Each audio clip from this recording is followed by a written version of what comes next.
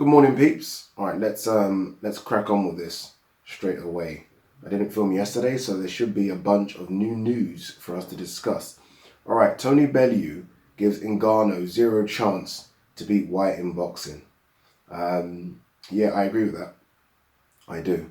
I give Dillian Whyte more chance of beating NGANNOU in MMA than I do with NGANNOU beating Dillian Whyte in boxing. Just because, having watched all of NGANNOU's fights in the UFC, NGANNOU is a stand-up guy, right? He doesn't take you down. He's not going to submit you.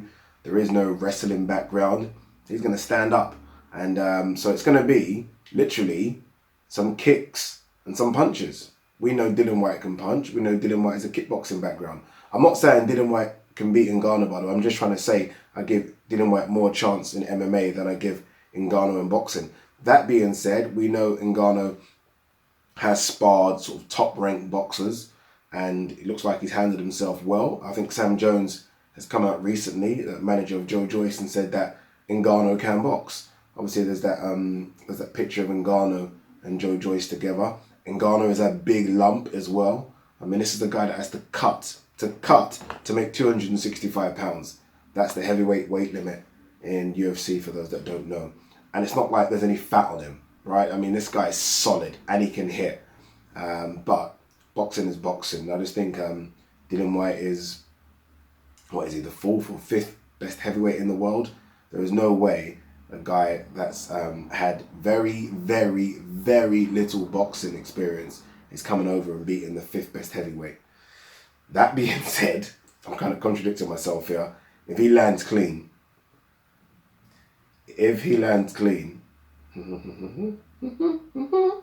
all right, CALLUM Johnson versus JOSHUA-BUATSI could have a title at stake, says Hearn. Okay, that's interesting. I mean, so we are actually speaking about this as a potential fight now, because before it's CALLUM Johnson saying he wouldn't mind it, but nothing from Eddie Hearn actually putting these two together. I feel like he might be forced to put them together just because of COVID-19, so I don't think we're going to have fighters travel across seas until probably 2021. Isn't CALLUM Johnson lined up to face the European champion? So maybe he's hoping that CALLUM Johnson can get past that, and then him versus Buatsi could be for a European title. If CALLUM Johnson wins the European title, I see him wanting another crack at someone world level, or even a world champion again. Like Buatsi would be a step back. It would be. I know people might think Buatsi's better than CALLUM Johnson. You're entitled to your opinions, but in terms of where CALLUM Johnson's been, Bertabiev, dropped Bertabiev by the way, and then winning a European title, that's fringe world level, if not world level. Why do you want to drop to where Buatsi is right now, which is still British level? I mean, unless it's a big payday, you don't get much for beating Buatsi. Whereas Buatsi would get a lot for beating CALLUM Johnson, right? He gets the scalp and he gets the European title. It's all ifs and buts there, but I don't know. White expects Fury to beat Deontay Wilder up. I think most do. So that's no surprise there. Goosen, Fury learned new game in one camp. Why can't Wilder learn to fight inside? It's not that. It's not that simple. It's not that simple. Fury has a boxing brain. It's not like Fury learnt to fight inside in one camp. Fury could fight inside, but chooses to fight on the outside. Fury's got a boxing brain, and I feel like Fury can just dictate what he wants to do. I don't think, and I don't mean to be critical of Wilder, but I just don't think Wilder's got that boxing brain, right? I mean, does Goosen not watch Wilder fight? Does he not watch Wilder fight? Like, Wilder's boxing ability is very, very bad. He's got a good jab. I mean, he sets up his jab and right hand very good, but that's it. That's it. So I doubt he can learn that. Wilder just needs to stick to Wilder, I think, and go out there and try and knock Tyson Fury out. Yes, you want to add some small things, but I mean, I don't think you want to change your game plan completely just because I think it all might be too much information. There might be information overload. Just go out there and do what you've been doing for 40 plus fights, which is land that right hand. You've got to land it, but again, I think as they were saying in the lead up to the first and second fight. It takes Wilder 1 second. That's what we kept hearing, right? It takes him 1 second to land that right hand. Well, try and land it. Try and land it. I don't think you can learn something new in one camp. I just don't think he's that guy. Dana White. Mike Tyson has something lined up, something big. Boy, I don't know. Mike Tyson's enjoying this fucking renaissance, isn't he? I mean, credit to him. Like, Mike Tyson was done 15 years ago. Like, think about it. He was done. Like, it was overweight. He still had that mystique of being Mike Tyson, but in terms of making money and doing things, done. Since then, he done his stand-up comedy thing or stand-up routine, which was very good, very well received. He's been in movies. He's got this cannabis farm or weed farm. He's been in the WWE a couple of times and things like that. And now obviously he's in shape and looks like he's going to earn millions for an exhibition fight. I mean, his comeback story could be as good as his original story. I know people might say that's a bit extreme, but from where he was, like, Mike Tyson was down there, like really down there. And now he's one of the most sought after people when it comes to podcasts. And this comeback's like gathered so much momentum. It really has gathered so much. You think of everyone that's tried to come back or wanted to come back, it's never been anything like this.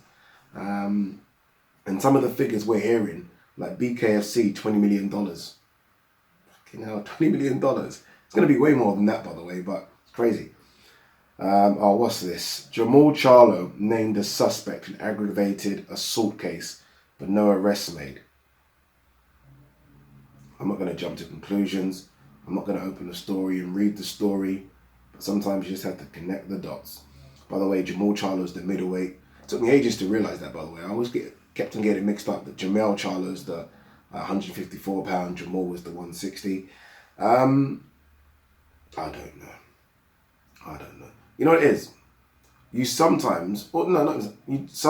There are so many boxers out there that you don't hear anything in relation to sort of criminal activity or being arrested or assault. None.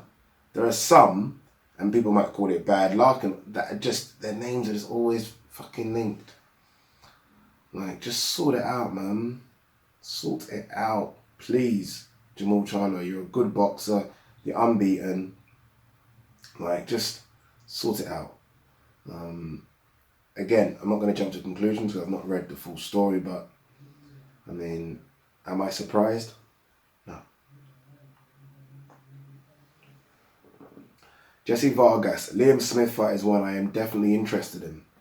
There was actually a lot of talk about Jessie Vargas versus Liam Smith for the undercard of Joshua versus Ruiz. I actually thought it was a done deal, and it was supposed to be for Munguia's vacant 154 pound belt. I don't know what happened. I don't know if Munguia tried to hold on to the belt. I'm not quite sure. So I don't know if it's lost something with Vargas losing to Mikey. Not sure. Liam Smith obviously wants a fight, right? He's been calling out Kell Brook. I don't think he's going to get the Brook fight. So this one makes sense. Still a payday for both. I don't think it's going to be for a world title now. Again, with Vargas losing, it doesn't make sense to jump in for a world title. Whereas Liam Smith might want a crack at a world title. I don't know where I have Liam Smith in this 154 pound division. I sometimes even forget him. I mention all these guys at 154. I don't even mention Liam Smith. Liam Smith could hold his own against some of these guys at 154, you know. He's a big guy, been some good fights. I think maybe I just think of the loss, the Canelo one particularly. I don't know, maybe I just think of that. But Liam Smith could be there or thereabouts in the top 10 at 154, which is good because it's a very, very good 154 division. What's this? White Povetkin, Taylor Serrano on August 8th or August 15th, Fight Camp pay-per-view. I think we all kind of knew that and expected that. I'm still waiting. Forget that. What's going on with USYK-CHISORA? Like, what's going on? Like, we're starting to hear that Joshua versus Pulev could be at the Royal Albert Hall. Eddie Hearn has spoken about the fact that come sort of November, maybe October, November, which is 5-6 months away, I think we will see a different sort of outlook with regards to people mingling or people getting together after COVID-19. And I think he looks at a smaller venue like Royal Albert Hall, which I think is about 7,000 or 8,000, and maybe he's thinking he can have 2,000 or 3,000 in there. So we're hearing about that. We're hearing about White Povetkin. We're not hearing anything about Chisora Usyk. And that's the one I'm most intrigued about, right? I mean, Joshua Pulev, we know is going to be a big-ish fight. It's going to do good numbers just because it's Joshua. White Povetkin will be a good fight. But again, we kind of I expect White to win that, tough. I expect Joshua to win that. I'm so intrigued with Chisora Usyk, but we're not hearing anything about it. Like, what's going on? Like, let us know about that. What's this?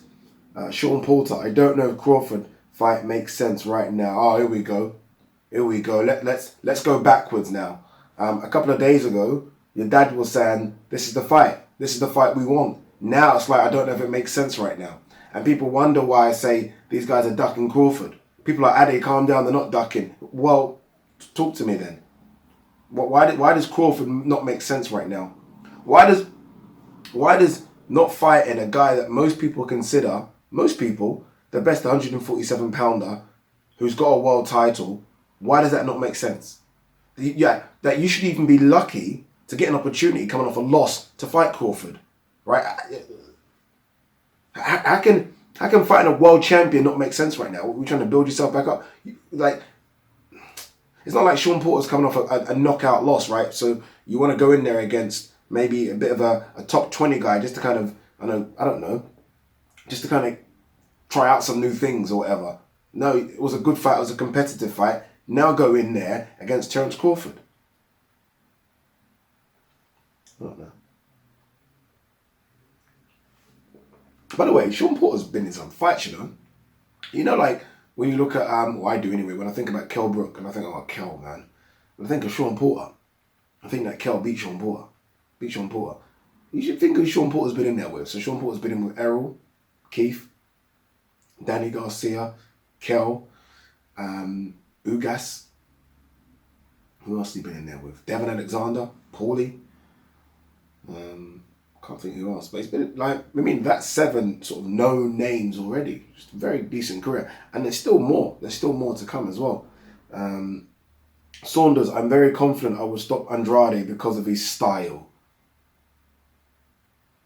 Like, there's so much talk. There's so much talk. So let me get this straight. He was supposed to fight Andrade. And a failed test. I'm not going to get into the ifs and whats and whys of this failed test, but it was a failed test. The fight got cancelled. You were then sort of, I don't know, I can't remember how this all worked out. Give me a few seconds. Sorry.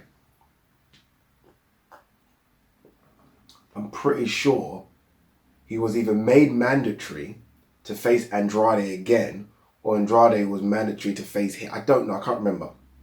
And Billy Joe Saunders didn't want that either. So the 2 times you could have fought Andrade, you effed up on both times, right? It's your fault both. 100% your fault. And now all of a sudden you said, I'm very confident I will stop Andrade. We've had chances to prove this. We've had 2 chances to prove this. This is why I get upset about boxing. Right? Because you've got an opportunity. It's not like a Billy Joe Saunders Canelo thing where it's tough to make that fight. It's, you know, will he get it? Won't he get it? Or it's Canelo. No. You've had 2 opportunities to fight Andrade. You didn't want both of them, and all of a sudden you're saying, I'm very confident I would stop Andrade. Think of that logically in any other walk of life. Like, I go outside. There's a guy that wants to fight me. I'm like, no, I don't want to fight you. And then I see him again. I don't want to fight you. And then all of a sudden I come home and write on my blog, I could have knocked him out. He had your chance that day. He had your chance. He was there. You could have fought him.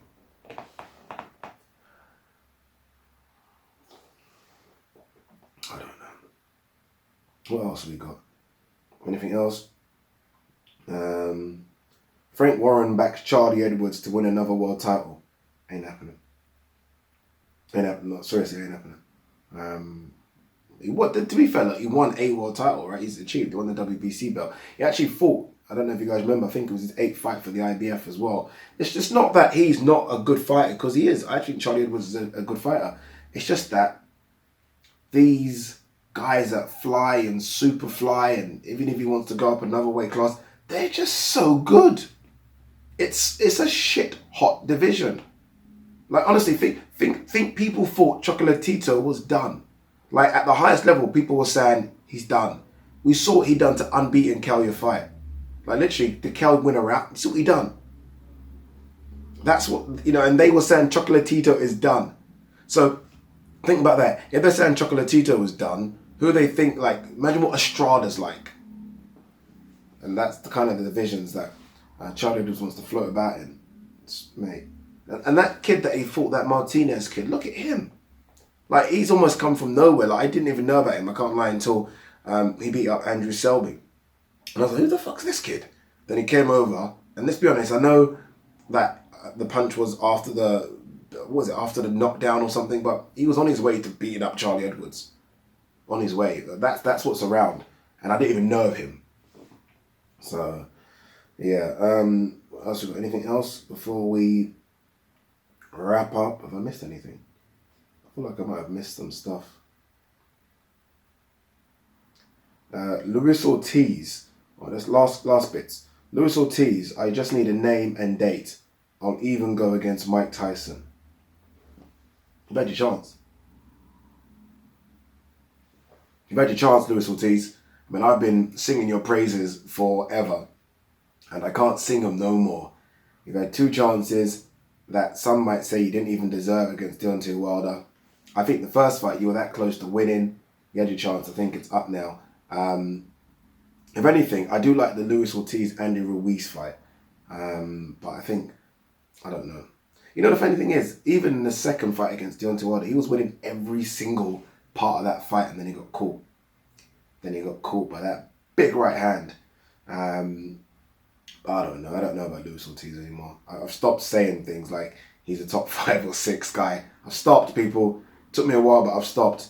Although, I do think, call me crazy, but I do think when he was, like that Luis Ortiz that fought Deontay Wilder the first time, I think that guy beats Joshua. I think that guy beats Dillian Whyte. I think that guy beats everyone else apart from Deontay Wilder and Tyson Fury. I really do. But I have nothing to back that fact up. Just what I think. I think we are done. I think we are done. Peace.